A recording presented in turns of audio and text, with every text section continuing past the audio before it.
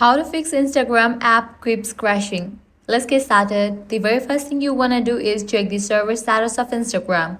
To do that, launch your preferred browser. Now navigate to the website like Down Detector. Once you're on the website, search for the app Instagram. Now from here you can check whether Instagram has some outages or not. If there are some outages, you have to wait until the problem will be resolved. Next thing you want to do is check your device storage. For that, launch settings, scroll down, navigate to the option general, click on the option iPhone storage. Make sure you have enough storage in your device. If not, you can delete the unused apps. Likewise, head over to the app Instagram. Click on Upload app, click on Upload app.